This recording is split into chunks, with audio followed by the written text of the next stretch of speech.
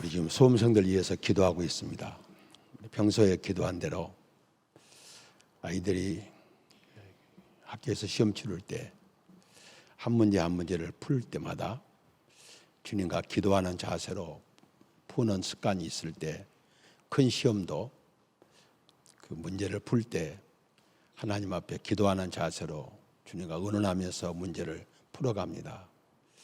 그런 경험을 가진 사람은 세상 살면서 어려운 문제가 또 자신에게 주어진 문제가 발생했을 때 습관이 돼서 경건한 습관이 돼서 그 문제도 하나님 앞에 의논하면서 풀어가게 됩니다. 점수가 몇 점이 나오든지 그거는 심는 대로 거두는 법칙대로 하나님께서 주실 것이요. 우리 시편 128편 2절 말씀, 내가 내 손에 수고한 대로 먹을 것이라 그것이 복되고 형통하리라. 하나님이 그 점수에 복되고 형통하게 하시면 합력하여 선을 이루는 그러한 열매를 거두게 됩니다.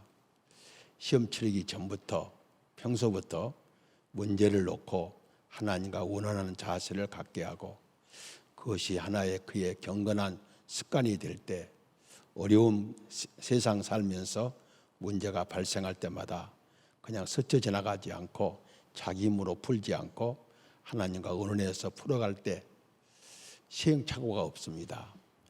아무리 세상적으로 유능한 사람도 그러지 않고 혼자 하다 보면 많은 시행착오를 가져게 되는데 좀 어스루하게 보여도 하나님과 의논하면서 사는 사람들은 그 삶을 하나님께서 복되게 하사 시행착오를 없이 하나하나 쌓이게 됩니다. 이번 아이들 위해서 기도하실 때 평소부터 그런 훈련을 갖게 하시고 여러분들이 그런 삶의 모습을 보여주시고 아이들 위해서 기도해 주시기 바랍니다. 우리가 특별히 오늘 기도한 대로 8월달 일본과 이렇게 격한 경제 전쟁을 치르고 있습니다. 원인이 어디 있을까? 원인을 남에게 찾지 말고 자신에게 찾고 다른 교회나 다른 지역에 찾지 말고 우리 교회 안에서 우리가 지금 현재 어떻게 살고 있는가? 우리에게서 역사의 중심인 우리에게서 찾으면 하나님께서 반드시 우리들이 하나님 앞에 산 제물로 드려지면 나라의 문제도 풀리게 되는 것은 역사의 중심이 이방 사람들이 아니라 하나님의 백성이기 때문입니다. 여러분들이 또 우리 교회가 늘 기도하고 있던 백석대학이 지난 5일부터 2주 동안 27명의 감사하는 분들이 와서 고강도 감사를 받고 있습니다.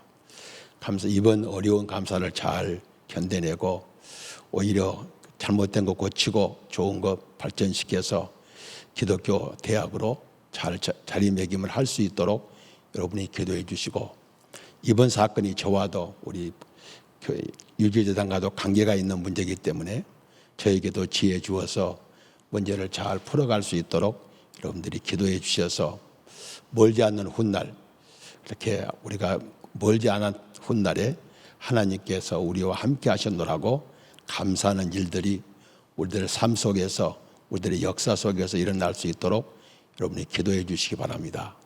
기도하고 우리 말씀 상고하겠습니다. 기도하겠습니다. 사랑의 아버지, 이 시간 말씀 듣습니다.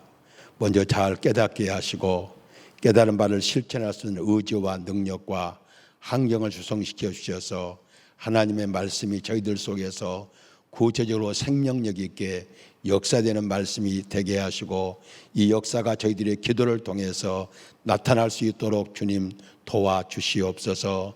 부족한 종을 세워주셨사오니 주의 뜻 그대로 선포할 수 있도록 성령께서 강하고 능하게 붙잡아 역사해 주시고 또 필요할 때 강력하게 통제해 주시옵소서. 함께 하심을 믿사오며 예수님 이름으로 간절히 기도하옵나이다. 아멘. 323페이지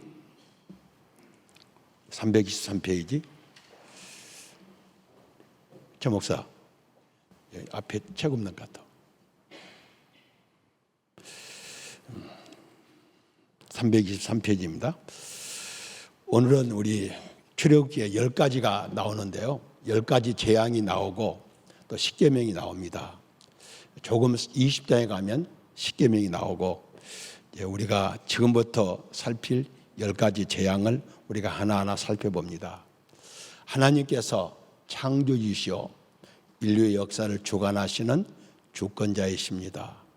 그분이 바로 왕에게 말합니다. 내 백성 이스라엘은 너희들의 노예가 아니다. 너희들의 국방을 위해서 경제를 위해서 노역에 종사할 노예가 아니다. 내 백성 내 장자다. 그들을 보내서 나로 하여금 예배하게 하라. 몰랐을 때는 허물치 않았지만 허물이 아닌 것이 아니고 죄가 아닌 것이 아니지만 몰랐을 때는 허물치 않았지만 하나님께서 선언했어요. 선언했으면 이제 누구도 하나님의 명령을 거역할 수 없습니다. 그런데 바로는 나는 하나님을 모른다. 하나님 누구기에? 하나님을 모른다. 너희들이 섬기는 하나님, 우리가 섬기는 신보다 더 못한 신이다. 나도 신 중에 신이다. 나는 누구에게 명령을 받을 사람이 아니라 나는 명령만 하는 사람이다. 그러므로 너희들의 말을 듣지 않겠다. 모세를 미리 보내면서 바로가 듣지 않을 것이다. 그러나 10가지 재앙을 내리면 그가 그 말을 듣고 너희들을 보낼 것이다. 그렇게 약속한 대로 이제 사전에 여러 번 경고를 했는데도 듣지 않고 이제 첫 번째 재앙이 이르게 되는 말씀이 오늘 14절로 25절 말씀입니다. 중심 사상으로 넘어갑니다. 첫 번째는 어느 시대나 하나님의 명령은 절대적이다. 이를 거부하면 반드시 징계, 재앙이 있다. 우리도 어느 시대, 지금도 동일합니다. 하나님의 명령이 개인에게, 가정에, 교회에, 국가에 내려졌다면 그 명령은 절대적입니다.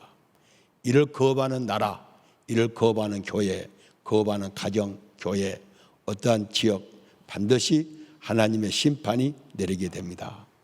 그리고 누구도 이 심판을 거부할 수 없습니다. 우리가 평소에 말하고 고백한 대로 죄를 지을 권리는 능력은 있어요. 그런데 심판을 피할 권리나 능력은 없습니다. 그러니까 죄를 지을 자유의지로 죄를 지을 수 있어요. 죄를 짓는 것은 자유요. 그러나 하나님의 심판을 벗어날 수는 자기 자유가 아니요. 반드시 심판을 합니다. 어느 시대나 누구에게나 이 말씀은 적용됐으므로 하나님의 명령을 거부하는 자가 있다면 그는 반드시 심판을 받고 있고 받을 사람인 것을 우리에게 가르쳐준다. 두 번째입니다. 하나님께서 심판하실 때 번영의 요인은 저주의 도구가 되었고 신뢰, 신앙의 대상은 허무하게 된다. 지금까지 세계에서 가장 강한 나라가 되고 그 나라의 왕 바로의 권세는 가장 위험 있고 권세가 있었어요. 왜 그랬을까? 사실은 바로에게 강력한 나라를 세울 수 있는 것은 나일강이라고 하는 하나님이 만들어주신 그 강으로부터 모든 부가 일어나게 됐어요. 번영을 누리고 그리고 번영을 누리면서 그 강을 신처럼 섬겼어요. 그리고 우리가 첫 번째, 네 번째, 일곱 번째 모두 나일강에 제사 지내러 와서 하나님의 심판을 받는 것을 보게 돼요. 그런데 그렇게 풍요의 원천인 나일강이 피가 돼서 징계가 도가 될 때 그것은 지금까지는 아름답고 유익한 강이었지만 가장 처참하고 유해한 강이 됐음을 보게 됩니다. 오늘 우리 누구도 나는 최소한도 3대는 살 수 있다. 최소한도 4대는 나에게는 이런 것은 없다. 그렇게 말해도 하나님이 손을 드시면 누구도 쉽게 무너지는 걸 봅니다. 헤롯이 교만하다가 충에 먹어 죽은 것을 우리는 사도행전을 통해서 보게 됩니다. 세 번째 넘어가서 세 번째입니다. 안 나간 인간들은 하나님의 길이 참으심을 멸시하다가 결국은 엄한 심판을 받게 된다. 사람이 아무리 범죄 속에 살면서 양심이 하인맞아 선에 대한 감각이 없어졌어도, 칼빈주의에서 안전 타락했다 할지라도 그래도 하나님의 뜻이 전달될 때 하나님의 뜻을 조금 느낄 수는 있어요. 수용할 수는 없지만 느낄 수는 있어요. 바로도 하나님의 종들을 통해서 하나님 뜻이 선포될 때 느낄 수는 있었어요. 그리고 주변 참모들이 그걸 계속 이야기해요. 아직 애굽이 망한 줄 모르시냐고. 이 일로 인해서 이미 애굽은 망했다고. 그래도 그걸 깨닫지 못해요. 우리는 우리 주변 사람들이 이 정도면, 이 정도 식견과 이 정도 신앙의 경륜과 이 정도 직분을 가진 사람이라면 깨달을만 한데 왜 그럴까? 너무 그 사람 미워하거나 경계하지 말아요. 그 사람이 사실은 영적으로 지진해요. 그렇기 때문에 그를 불쌍히 여기고 긍휼히 여기고 내가 그에게 무엇은 해줄 것이 없는가 살펴야지 괘씸하게 생각하고 그러면 곤란한 거예요. 바로 그에게는 그럴 만한 하나님의 은혜를 받지 못했고 능력이 없었음을 보게 돼요. 그렇기 때문에 그는 반드시 징벌을 받게 되고 징벌이 시작되는 것을 보게 됩니다. 이제 본문으로 들어갑니다. 14절로 19절 말씀. 물이 피가 되는 사건을 통해서 너희가 여호와인 줄 알게 될 것이다. 지난주 우리가 10가지 재앙을 내리신 목적의 가장 기본적인 목적은 먼저 자기 백성들에게 하나님이 주권적 통치자이신 것을 알게 하고 애굽 사람들에게 바로가 통치자가 아니고 너희들이 섬기는 신이 통치자가 아니라 여호와 하나님, 히브리 사람의 여호와 하나님이 너희들의 통치자요 우주의 창조주요 통치자인 것을 보여주기 위해서 10가지 재앙을 내리고 결과는 그것을 깨닫고 이스라엘 사람들을 내보냈다는 사실을 우리가 지난주 확인했어요. 이제 서론을 봅시다.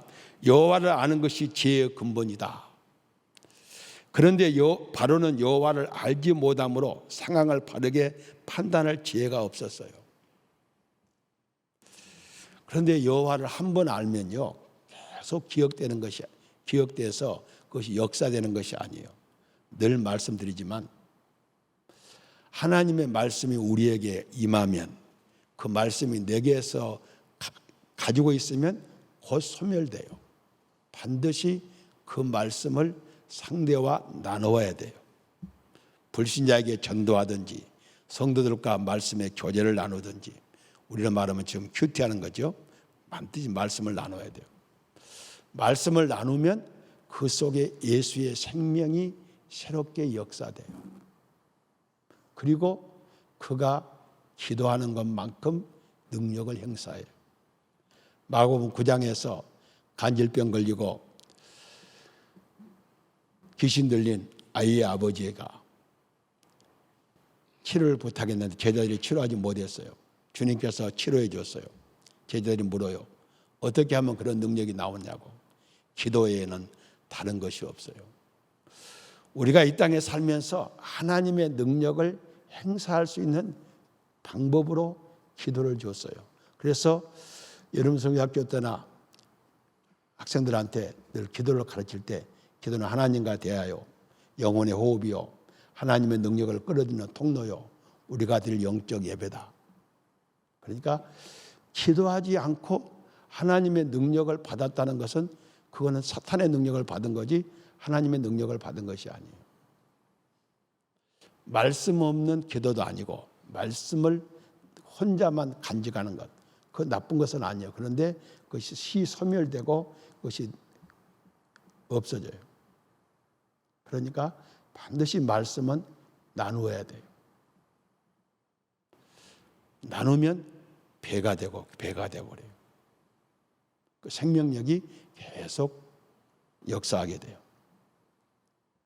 여호와를 아는 것, 우리는 얼마나 중요한가. 그리고 이것을 알 때 하나님의 말씀에 순종할 수 있는데 바로는 그러지 못해요. 그러니까 그가 계속 마음이 안 나가게 될 수밖에 없어요. 14절 말씀, 여호와께서 모세에게 이르시되 바로의 마음이 안 강하여 백성 보내기를 거절하는도다. 여호와께서 모세에게 이르세요. 참 우리는 이 말씀 한마디만 가지고도 그냥 밥 안 먹고도 배부를 수 있죠. 하나님이 자기를 낮추시고 우리들의 영혼 속으로 들어와서 우리들의 영혼을 가지고 자신의 말씀을 우리에게 하세요. 하나님이 모세에게 오셔서 모세와 함께 모세 수준으로 내려오셔서 모세에게 말씀하세요. 구약에서는 선지자 이사야에게 임하여 가라사대 여호와의 말씀이 호세의 아들 호세아에게 임하여 가라사대, 신약에서는 성령께서 우리 안에 역사할 때 성경을 기록할 때 제5염을 막으시고 그들의 사상 표현과 용어 선택을 기도하시고 감독하셔서 성경을 기록했어요. 하나님의 말씀이 우리에게 임했다는 사실, 모세에게 임했다는 사실, 오늘 우리가 하나님 말씀을 우리가 받아들일 수 있다는 사실, 내가 하나님의 말씀을 받을 수 있는 인격대가 됐다는 사실, 이것은 결코 적은 것이 아니에요. 그 말씀은 생명의 말씀이에요. 어떤 문헌이 아니에요. 세상 사람들은 어떤 문헌으로 보지만 우리는 그 말씀이 생명의 말씀이에요. 말씀이 우리에게 임했어요. 그리고 뭐라고 말합니까? 바로의 마음이 안 강하여 그래요. 바로의 마음이 안 강하다는 것은 왜 안 강하냐? 하나님의 자비가 임하지 아니하면 사람은 본래 안 나감 사람이 계속 더 안 하게 져요. 하나님의 자비가 우리에게 임해야 돼요. 그래서 그는 안 강하다는 것은 아집과 탐욕과 교만으로 가득 차 있어요. 철저하게 자기중심적이고 타인에 대한 생각이 없어요. 우리가 아이들을 키우면서 아이들에게 자주 하는 이야기, 학교에 가서 친구들을 배려하는 사람이 되라. 선생님을 이해하고 선생님을 존경하고, 특별히 너희 반에 너보다 더 약한 애가 있다면 내가 이번 학기 동안, 이번 학년 동안 이 아이를 잘 돌볼 수 있는 사람. 가난한 자에게 구워주는 것은 하나님께 드리는 거예요. 우리보다 더 약한 사람에게 우리가 뭘 제공하는 것은 꼭 헌금만 하나님께 드리는 것. 헌금은 물론 하나님께 드리는 거지만 헌금만이 아니에요. 하나님은 우리를 보내시면서 평균케 하기에 보냈어요. 건강도 지혜도 물질도 능력도 은사도. 나 혼자 이것을 자유롭게 받아 쓰라고 준 거 아니에요. 반드시 내게 뭔가 평균치를 넘어주는 것이 있다면 내 주변에 반드시 그걸 제공할 사람을 하나님이 있기에 우리에게 그걸 준 거예요. 그러니까 주실 때 우리는 이것을 누구를 위해서 어디 쓰라고 주셨는지를 알 수 있는 우리가 돼야 돼요. 그런데 바로는 이것을 깨닫지 못했어요. 이걸 모르는 사람이에요. 하나님을 모르니까. 그래서 하나님의 말씀인 내 백성 보내라는데 백성 보내기를 거절했어요. 지금까지 그는 앞에서 말씀드린 대로 누구에게 명령하는 사람이었지 누구에게 명령 듣는 사람이 아니에요. 자기는 신 대접을 받았어요. 어떤 신이 나한테 감히 뭘 하겠냐고요. 특별히 내가 다스리는 노예들의 신은 내가 들을 필요가 없다는 거예요. 15절 말씀 같이 읽습니다. 시작. 아침에 너는 바로에게 보라, 그가 물이 있는 곳으로 나오리니 너는 나일강 가에 서서 그를 맞으며 그 뱀되었던 지팡이를 손에 잡고. 얼마나 놀라운 말씀이요. 구체적으로 봅시다. 아침에 너는 바로에게 가라. 보라, 그가 물 있는 곳에 나오리니 그랬어요. 바로가 지금 아침 일찍 나옵니다. 바로도 새벽 기도를 한 것 같아요.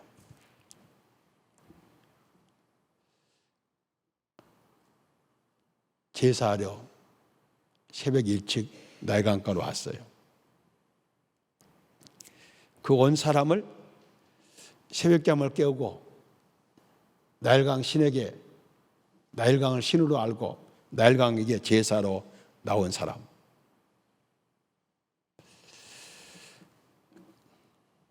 그를 맞이하라는 거예요. 그런데 우리 여기서 잠깐 숨을 멈추고 생각해 봅시다. 지금요, 이스라엘을 해방시킬 해방군으로 하나님이 누구를 선택했는군요. 어느 군대를 선택해라. 80 넘은 노인 두 사람을 세계에서 초강대 국가 바로와 싸워서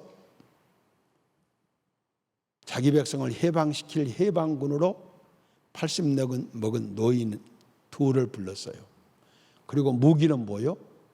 나무 지팡이 하나요. 우리가 가진 것은요, 모세 시대에 가진 것보다 훨씬 좋은 것을 가졌잖아요.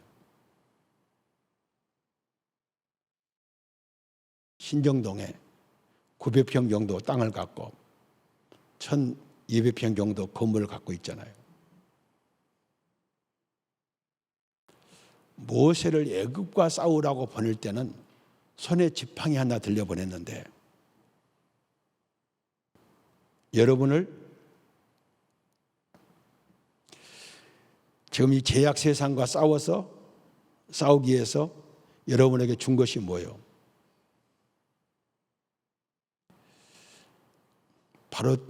바로와 대결하는 모세와 아론에게 손에 지팡이 하나 줬어요.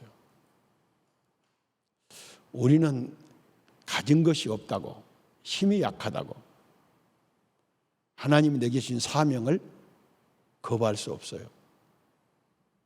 엄청난 것을 가지고 있어요. 어린아이 도시락 하나가 예수님의 축복의 손 위에 얹어질 때 5,000명이 먹고 남은 것이 12광줄이에요.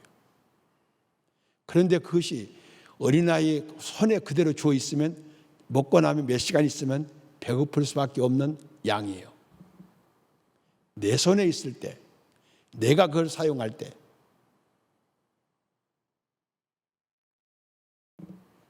그는 막대기에 불과해요.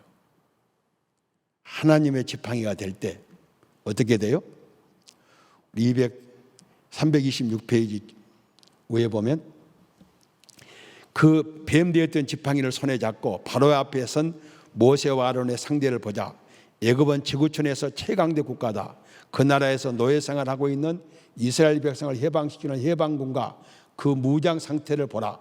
80 넘은 두 노인의 손에 지팡이 하나가 들고 왔다.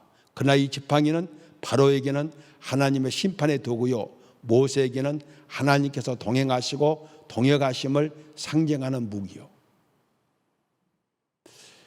내 몸 하나 하나님이 동역하시고 동행하시는 것이라면, 요셉이 하나님이 늘 그와 함께 하시고 형통케 하실 때 그 몸이 점진적으로 성장해서 애굽에서 가장 지혜로운 총리로서 사명을 감당할 수 있도록 하나님이 역사하셨다면,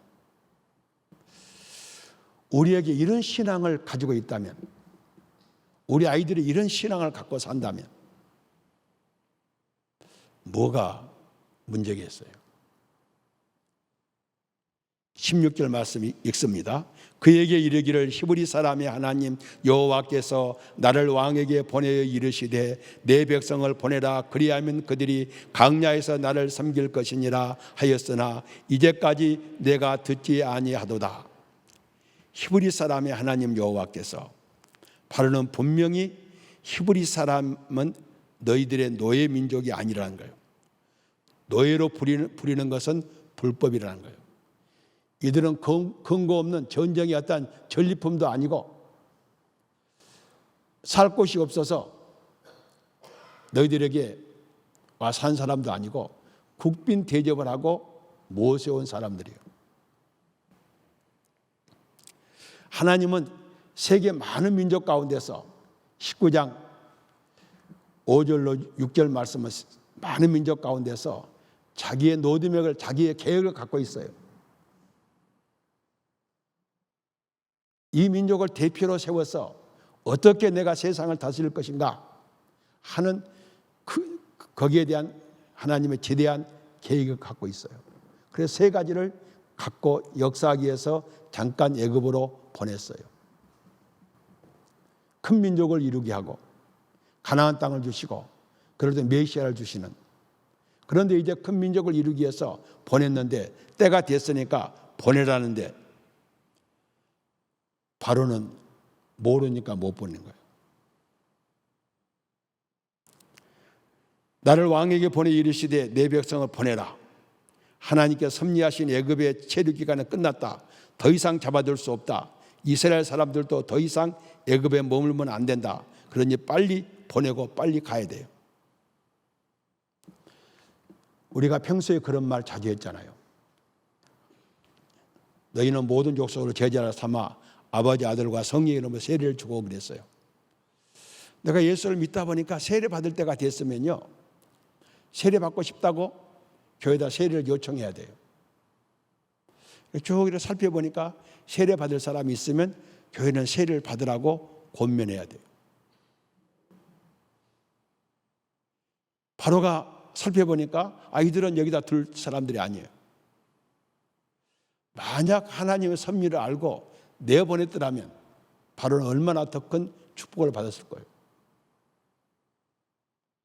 바로도 더 이상 애굽에 두면 안 되고 이스라엘 사람도 애굽에 더 이상 있으면 안 될 때가 됐어요.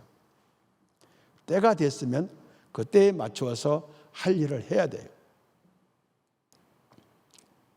미결 인생은 안 돼요. 베스도 총독이 시방은 가라, 오늘은 가라, 내가 틈이 있으면 부른다.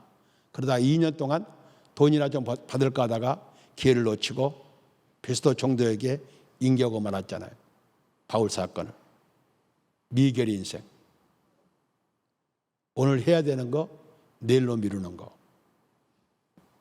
내일은 우리에게 보장이 없음을 히브리서에서는 분명히 말했어요. 오늘만이 우리 날이에요. 내일은 내가 보장할 수 있는 날이 아니에요. 그들이 광야에서 나를 섬길 것이라. 지금 이스라엘 사람들은 애굽에서 노동할 노역에 종사할 사람들이 아니라 빨리 가서 광야에 나가서 하나님께 제사 드려야 될 그러한 사명이 있는 사람들이에요. 그런데 바로가 지금까지 듣지 않았어요. 바로가 듣지 않은 것도 하나님의 섭리예요. 그냥 바로가 예 알았습니다 하고 보내면요, 반은 안 간다 할 거예요. 이런 저런 이유를 들어서 안 간다고 할 사람이 많을 거예요. 고레스를 통해서 바벨론은 해방령을 내렸는데 다 안 왔잖아요. 하나님은 이리저리 역사하셔서 70명이 다 내려왔고 200만이 다 나올 수 있는 그러한 역사를 지금 진행하고 계세요. 그러니까 우리는 이런 역사를 보면서 우리가 너무 조급할 수도 없고 나태할 수도 없어요. 하나님의 시간을 잘 마치는 것이 지혜예요. 또 우리가 어떤 사건을 놓고 하나님의 뜻을 깨닫고 그 일에 순종하는 것이 지혜예요. 17절 제가 읽습니다. 여호와가 이같이 이르노니 내가 이로 말미암아 나를 여호와인 줄 알리라.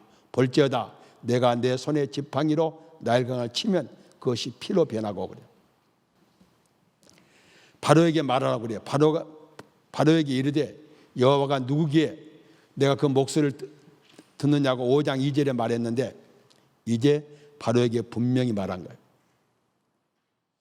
이제는 때가 됐으니까 말을 듣지 않으면 10가지 재앙을 내릴 텐데 바로가 그때는 들을 것이다 하면서 말해요. 내가 내 손의 지팡이로 나일강을 치면 바로 나일강이 피로 변하게 된다. 뒤에 말씀을 상고하기 위해서 이 말씀은 여기까지만 봅니다. 하나님께서 나일강이 지금까지는 생명수와 같은 강이에요. 애굽의 많은 사람을 삶을 풍요롭게 하는 강이에요.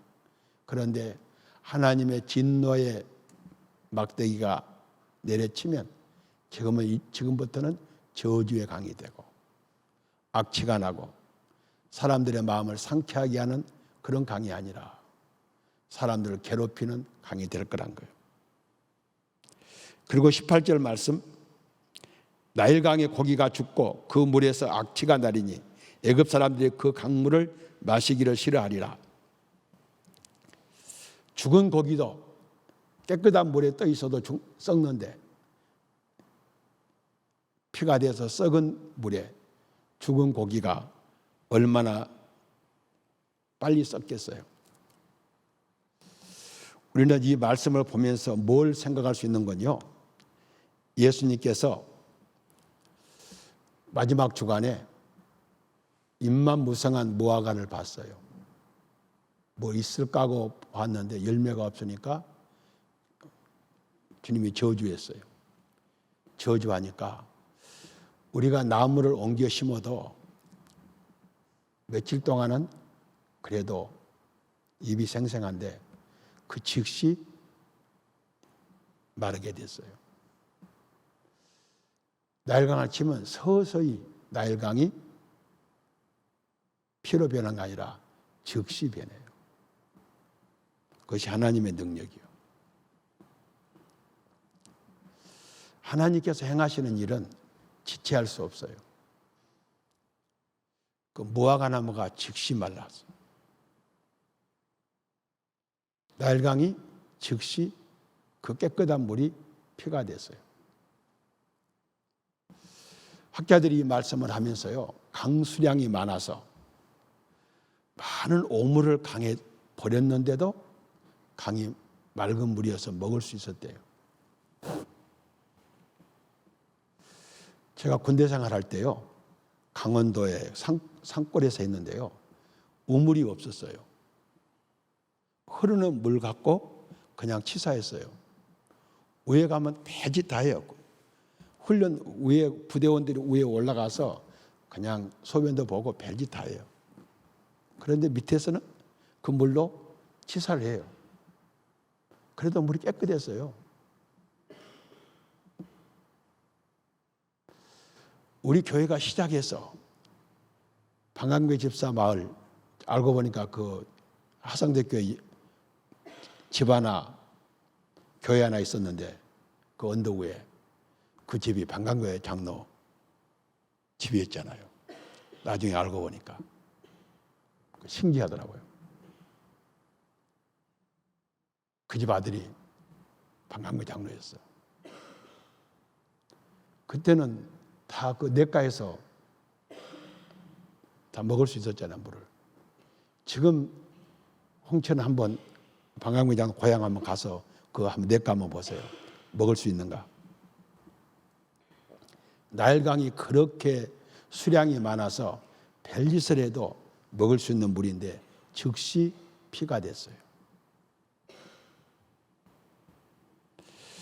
나일강만 피가 되는 것이 아니라 이제 19절 말씀은 너무도 놀라운 말씀. 여호와께서 또 모세에게 이르시되 아론에게 명령하여 이르되 내 지팡이를 잡고 내 팔을 애굽에 물듯 가까이라 곳입니다. 강들과 운하와 목과 모든 호수 위에 내밀라 하라. 그것들이 피가 되리니 애굽 온 땅의 나무 그릇과 돌그단에 모두 피가 되리라. 하나님께서 그 지팡이를 내밀 때 애굽의 전역의 모든 물들이 다 피가 된다는 거예요.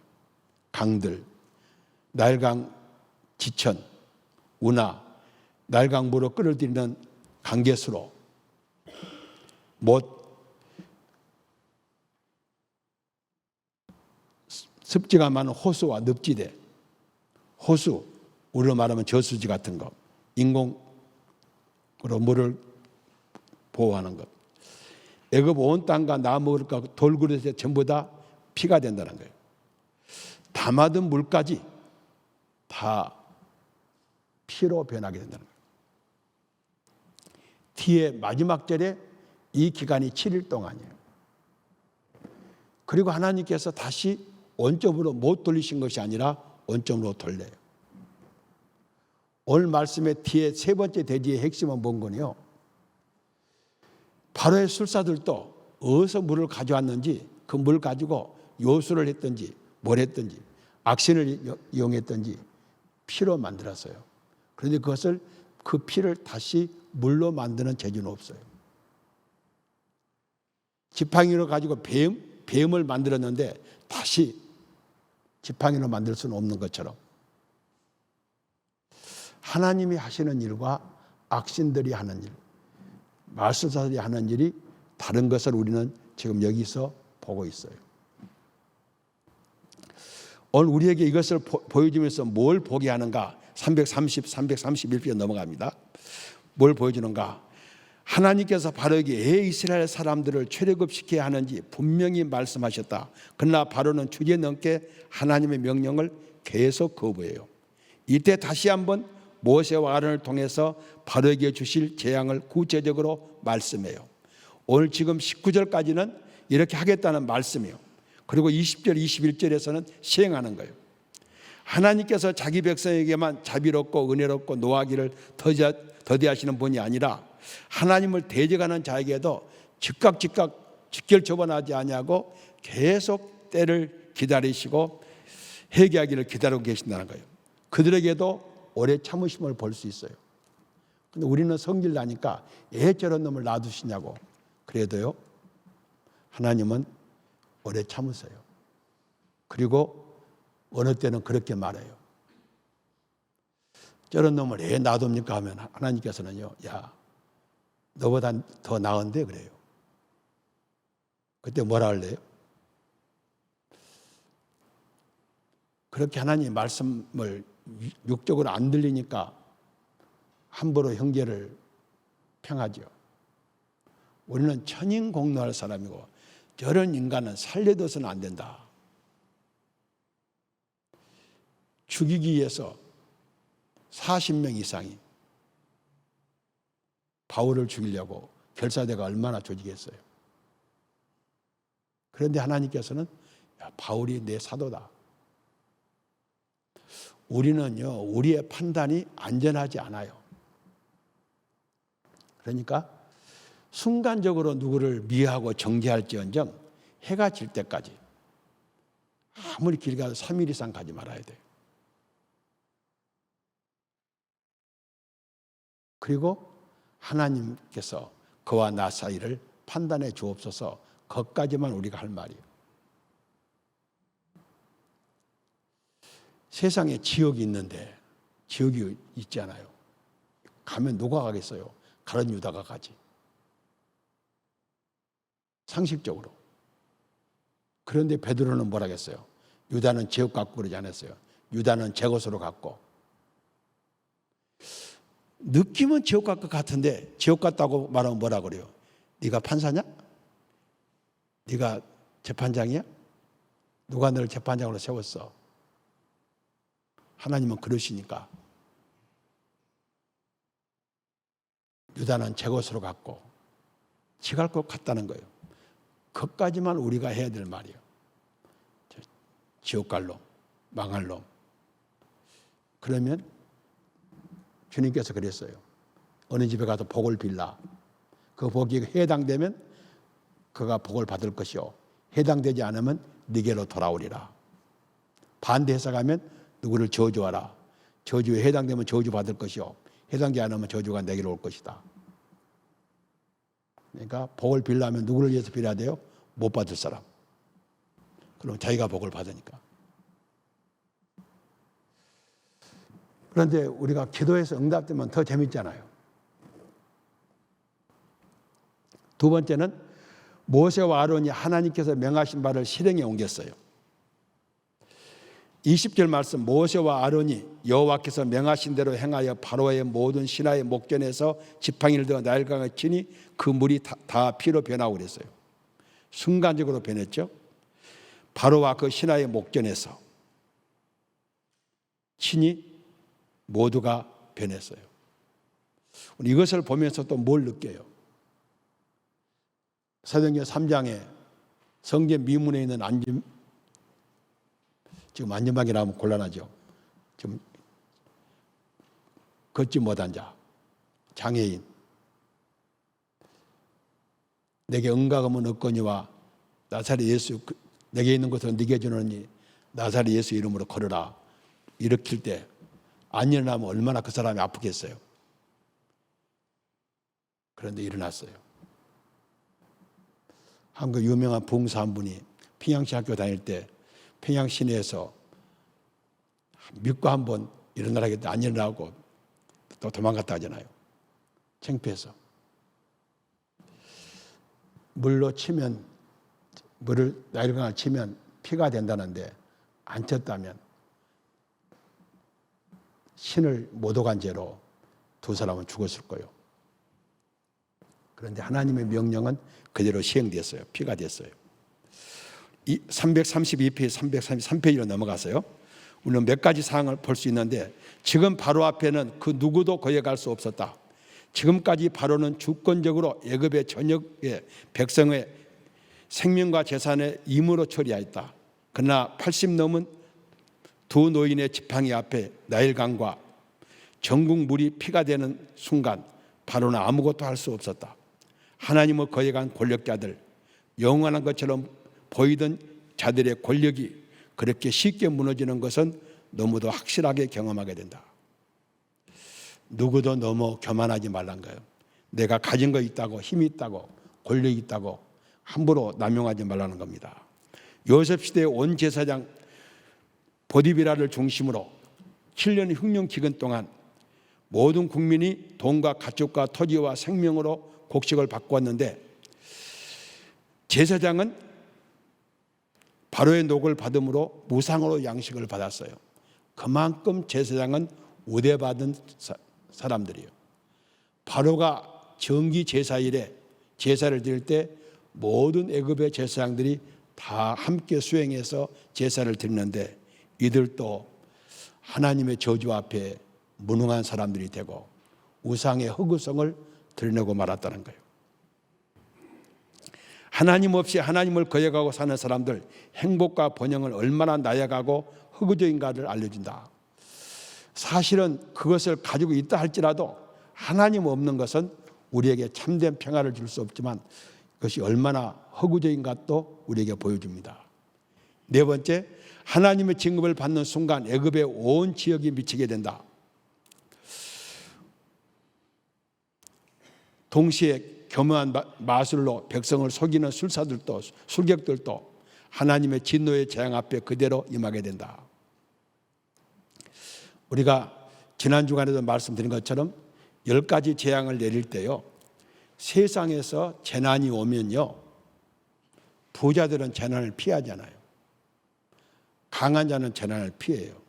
그런데 애굽에 내린 10가지 재앙은 언제든지 바로부터 시작해요. 하나님이 내리는 재앙은 누구도 피할 수 없다는 것, 세상의 힘으로, 세상의 어떤 것으로 피할 수 없다는 것을 보여주는 거예요. 이것을 우리에게 보여줍니다. 21절, 나일강의 고기가 죽고 그 물에서 악취가 나니 애굽 사람들이 나일강 물을 마시지 못하여 애굽 온 땅에 피가 있으나 그랬어요. 넘어와서 334페이지, 애굽 온 땅에 피가 있으니 에집트의 온 땅에 피가 개었다. 세번역 성경은 깨끗한 물, 신선한 공기가 나일강과 전국 국토의 특징인데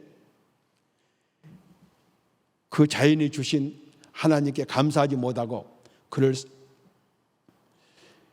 그것들을 섬김의 대상으로 섬겼으나 하나님의 진노가 임하자 나일강의 썩은 핏물과 그 위에 죽은 고깃대로 인하여 썩은 냄새가 온 국토의 고통의 동아지가 되고 말았다.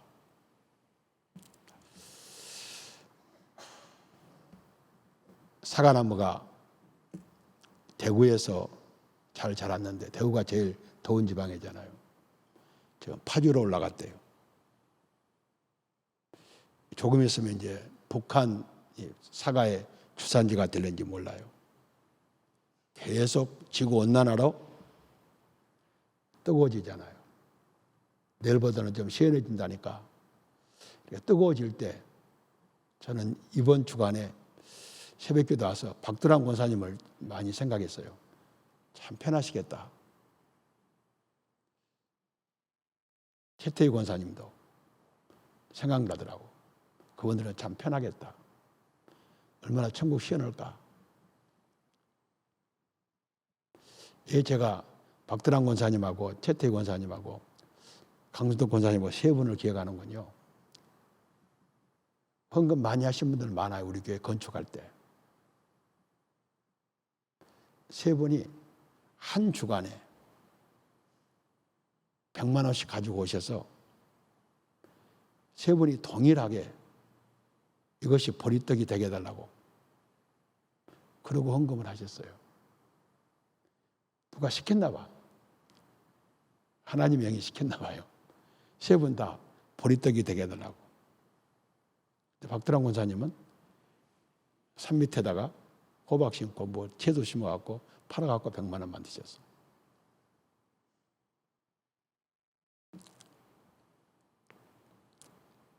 강 권사님만 살아계시고 두 분은 가셨어요. 그래서 막 더우니까 생각나는 것이 그분들은 편하겠다. 내가 사는 동안 더 이제 뜨거워질 텐데 겨울 더 추워지고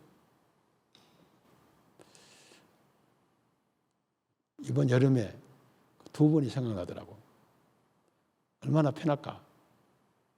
나는 언제쯤 갈까?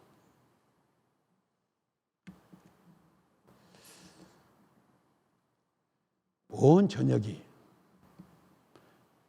하나님의 심판의 도가니. 지금요, 영적으로 보면요, 이성 사진을 찍으면 한반도는 붉은 물로 들여졌을 거예요. 푸른 녹색이 아니고 붉은 물 들여졌을 것 같아요. 이렇게 지금 악한 세력들이 덕실 긋는 나라예요. 이런 영적, 기상적인 그런 많은 어려움들이 있을 때 있는 동안 잘해야 되겠지만 부러운 것은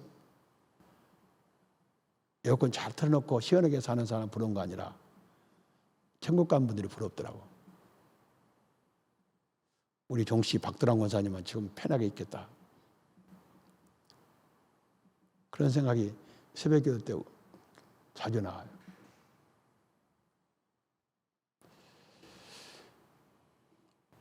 전 국토가 지금 이 고통 가운데, 악취 가운데 마실 물이 없어요. 이런 애굽을 생각하면서 이번에 무더위를 생각하면서 먼저 가신 분들은 얼마나 좋을까. 너 올래? 좋으면 빨리 올래. 정말 우리가 이런 생각들을 한번 해보는 거 좋을 것 같아요. 그리고 이제 세 번째, 시간이 다 됐으니까요. 바로의 아나가 마음은 한 번 심판으로 끝나지 않고 연속 심판을 받을 자로 자처해요. 요술사들에게 요술을 행해보라니까 행해요. 이 사람들이 누구인가는 디모데후서에 나왔죠. 두 사람은 이름이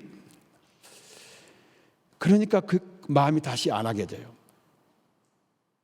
처음에는 요술사들이 그 일을 행하니까 안 하게 됐지만 후에는 행하지 못하면서 우리가 망한 줄 알라고 해도 계속 마음이 안 하게 돼요. 그 마음이 안 하게 진 것은 여호와의 말씀과 같았더라. 그 같은 이유가 뭐예요? 이것은 바로뿐만 아니라 하나님 백성인 이스라엘 사람들에게 이런 어려운 과정을 통해서 자신들이 지금 구출 작전을 통해서 나오게 돼요. 그러니까 100%가 다 나와요. 하나님께서는 악인을 징계하시면서 의인들을 깨우쳐요. 나라가 지금 이렇게 소용돌이 치고 기후가 이렇게 막 변화되고 갈치가 동해안에서 잡히고 사과나무가 지금 최전방적으로 올라가고 모든 것 지금 말세 현상이 벌어지고 있을 때 빨리 깨달으면 좋은데 깨닫지 못함으로 이것도 여호와의 말씀 같았다. 바로가 궁에 들어가서 그 일을 관심을 가지도 아니하고 정말 악한 사람이어서 자기가 어떻게 그 고난에서 조금 못 면해가니까 온 애굽 국토가 다 망해가는데 망해가는 줄 모르고 있다는 거예요.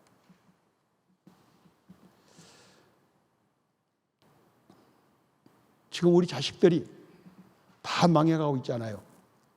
그런데 망해가는 줄 모르고 있잖아요.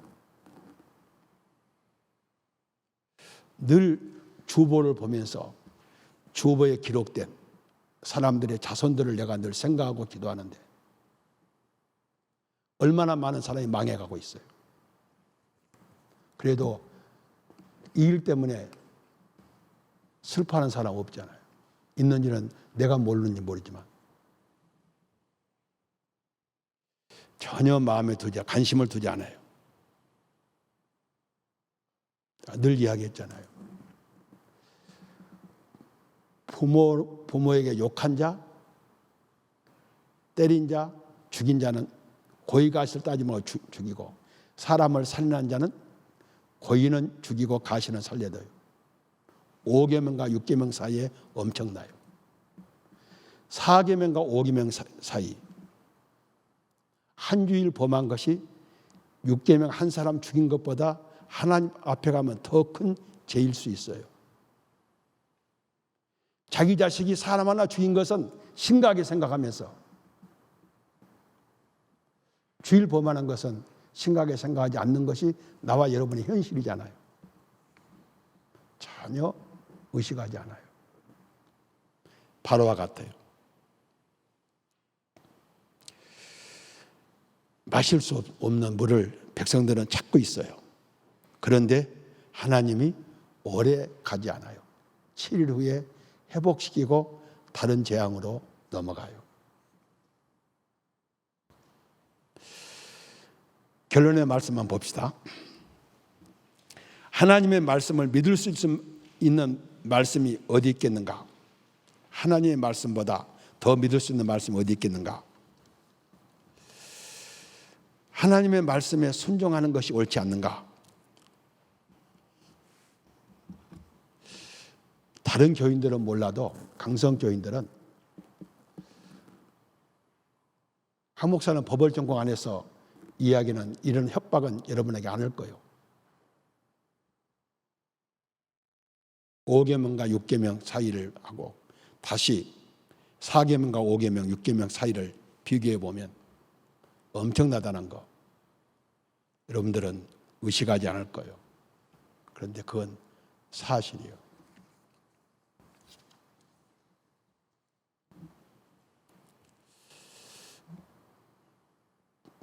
저와 말씀의 교제를 나눈 사람들은 이 일에 대해서 변명할 수 없어요. 그만큼 그러나 아직 이 말씀을 수용할 수 없는 신앙적 어린 사람들은 너무 마음 둘 필요 없어요. 그러나 바로는 자기 속에 일어나는 생각조차 거부하는 안아간 마음을 가지고 있다. 하나님께서 나에게 은혜를 베풀어 주지 않으셨으면 강팍할 수밖에 없는 타락의 본성을 보게 된다. 우리가 바로보다 더 선한 것이 없으나 내게 하나님의 은혜가 쌓이니 하나님의 뜻을 따라가고 감사 찬양하게 된다. 하나님의 은혜가 쌓이게 된 것이 뭐라고요? 계속 말씀드리지만 하나님 말씀을 우리가 읽고 듣고 상고하는 거예요. 그리고 이것을 누구와 상대와 나누는 거예요. 그러면 우리 속에 생명력이, 예수의 생명이 넘치게 돼요. 그때 기도하면 우리의 영적인 능력이 쌓이게 되고, 그 영적인 능력이 쌓인 사람들에게 어떤 일이 주어졌을 때 그 일을 감당할 수 있는 능력을 모세와 아론처럼 갖게 돼요. 그런데 바로는 그 엄청난 세속적 고난이 있었지만 이것을 하나님의 은혜를 받아들일 수 없었어요. 그리고 계속 하나님의 심판을 쌓아갈 수밖에 없는 그런 사람이었다는 거예요. 그런데 우리는 이 은혜 안에 살게 됨을 감사하자. 여러분, 너무 무더위에 고생하셨어요.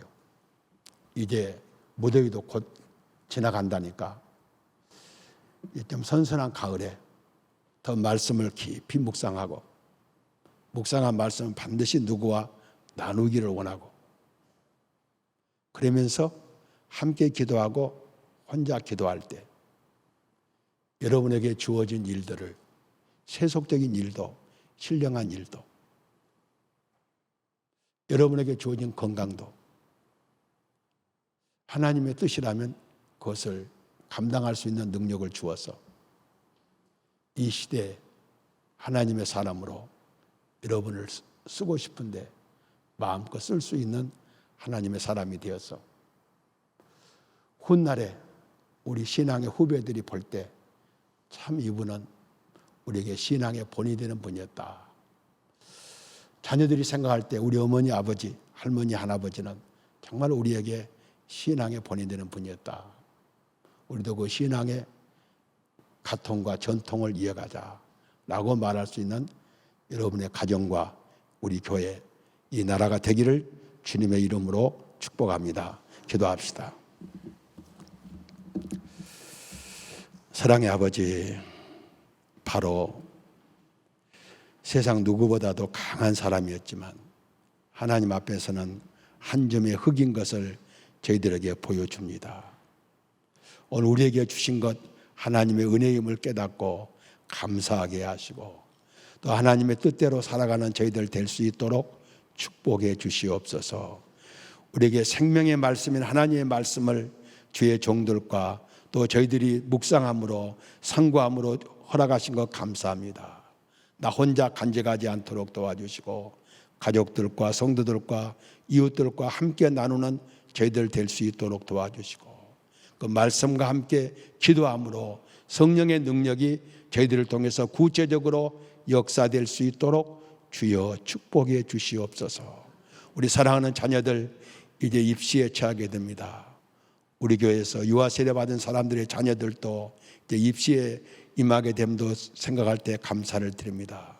신앙의 가업을 먼저 잘 이어가게 하시고 세상에서도 그들에게 주어진 사명을 감당해낼 수 있는 자질을 갖추는 우리 사랑하는 학생들 될 수 있도록 축복해 주시고, 언제나 주님과 함께하는 귀한 아이들 될 수 있도록 축복해 주시옵소서. 전능자의 손에 우리 모두를 맡깁니다. 저희들의 부족과 연약을 주님이 저희들보다 더 잘 아시오니 부족과 연약을 메꾸어 주어서 현장에 쓸 때마다 온전하고 구비하여 조금도 부족함이 없는 저희들 될 수 있도록 축복해 주시옵소서. 이 나라의 경제 문제, 정치적 문제 하나님 하나하나 풀어주셔서 저희 교회가 바로 쓰므로 나라와 민족이 바로 쓸 수 있도록 주님 축복해 주시옵소서. 허락하심을 믿사오며 예수님의 거룩하신 이름 받들어 간절히 기도하옵나이다. 아멘. 우리 주 예수 그리스도의 은혜와 하나님 아버지의 놀라우신 사랑과 성령의 감화하시고 감동하시고 내주 충만하심이 역사적 사명을 깨닫고 그 사명감을 주의 능력으로 감당하기를 소원하는 믿음의 식구들을 위해 지금부터 영원토록 함께 있을지어다. 아멘.